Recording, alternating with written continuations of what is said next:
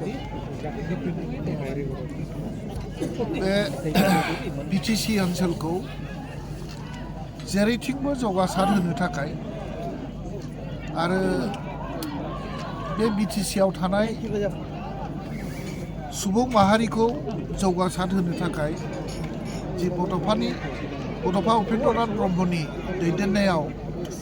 मास मुभमेन्ट जादोंमोन आरो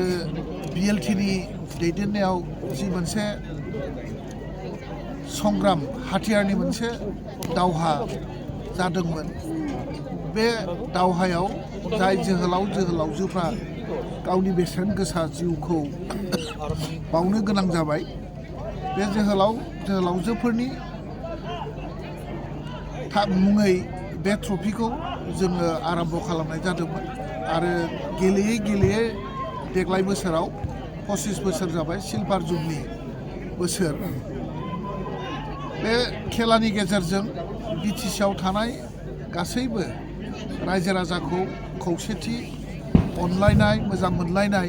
आरो बुजा फरानि गेजेरजों बिटिसिनि फारसे थानाय जिथु दायबद्धता बिटिसिनि जिथु जौगानाय आरो बिटिसिखौ गोजोनै लाखिनाय जि हाबाफारि बे हाबाफारियाव बे खेलानि गेजेरजों जथेस्थ'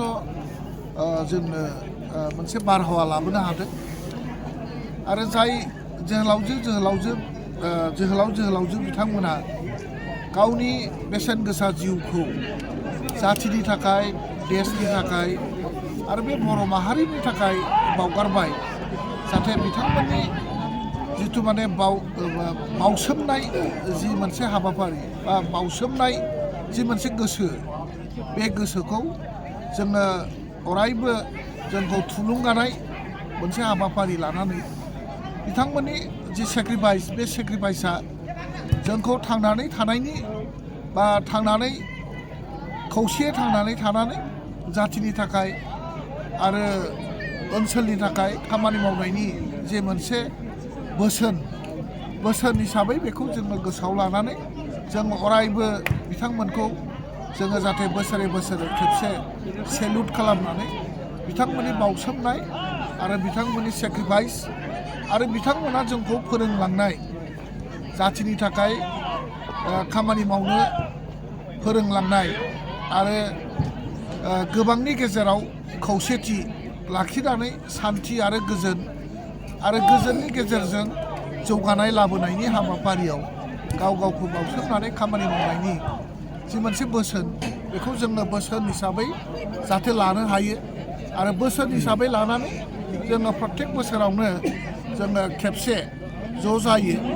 आरो जोङो खेला गेलेनायनि गेजेरजों गासैबो खेलाखौ मोजां मोनग्रा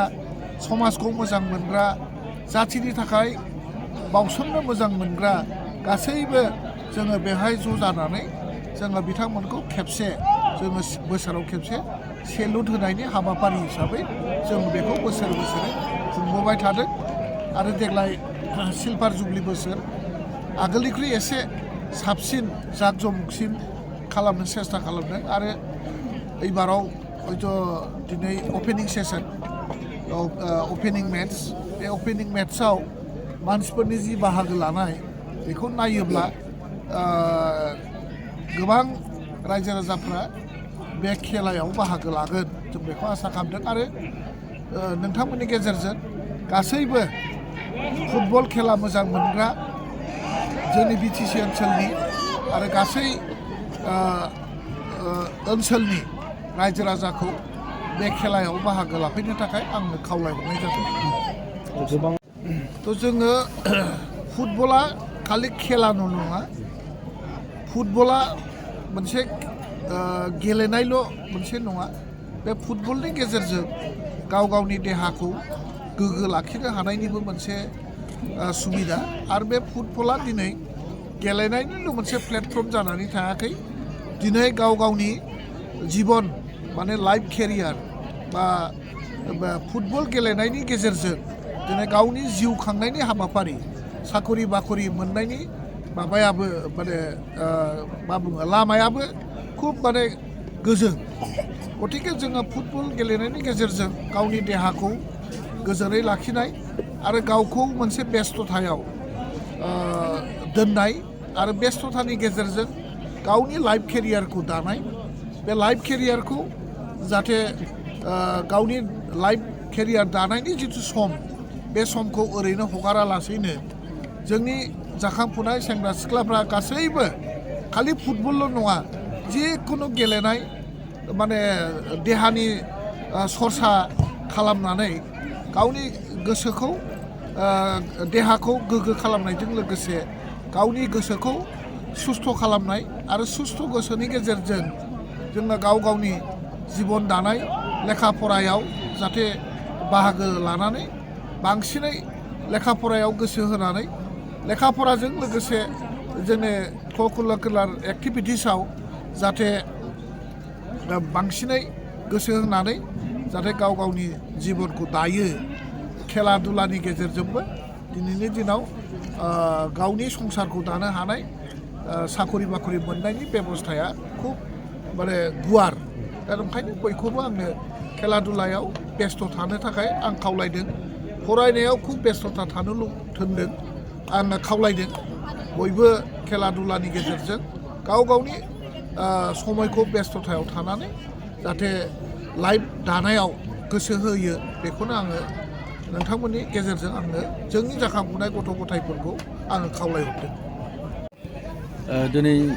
अपेनिं सेरेमनि जाबाय बे अपेनिं सेरेमनियाव मोननै टिम फैदों जे मोनसेया जाहैबाय बारदै सिख्ला कुसिगाव आरो मोनसेया जाहैबाय फेरेंगा बिजिनि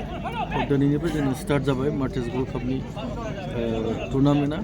आरो बे मार्टिस गल्ड कापआनो जाहैबाय 2000 सनाव जोंनि मानगोनां श्रीजुत हाग्रामा महिलारि सारा मोनसे सिद्धान्त लानानै गोसोखांनायनि मुङाव जाहाथे जों मुंख्लंफोरखौ अरायसम जों गोसोखांलांबाय थानो हायो बिसोरनि मुङाव सारा मोनसे दिपलि सिन्था धारा खालामनानै 2000 सनाव सारा बे फुटबल टुर्नामेन्टखौ जागायजेनदों नट अनलि फुटबल बेजों लोगोसे 2000 एथलेटबो होदोंमोन सारा आरो भलिबलबो होफादोंमोन खिन्थु दिनै जोङो फैयै फैयै 2005निफ्राय बेखौ एसे चेन्ज खालामनानै फुटबलजों अनलि एन्ड भलिबल मोननै इभेन्ट्सखौल' दोननाय जादों दा बे दिनैसिम फैयै फैयै 25 बोसोर जाफैबाय स' देग्लाय जों बेखौ सिलभार जुबलि खुंनो खाबु मोनदों टटेल बाहाय जोंनाव जइन जाफैनाया 12 टिम फैबाय आरो बाखि बाहेरा स्टेटनिफ्राय दं वेस्ट बेंगलनिफ्राय दं कलकातानिफ्राय मोनसे टिम दङ आरो नर्थ बेंगलनिफ्राय मोनसे टिम दं आरो जोंहा खाथि नाइबरहुड नर्थ इस्टनि टिम मणिपुर स्टेटनिफ्राय मोनसे टिम फैदों बान्था हिसाबै मा थाङो पार्डन बान्था हिसाबै जोंहा 1 लाख उइथ ट्रफि विनारनि थाखाय आरो रानार्स आपनि थाखाय 50,000 उइथ ट्रफि माला जागोन सार फाइनाला 18 December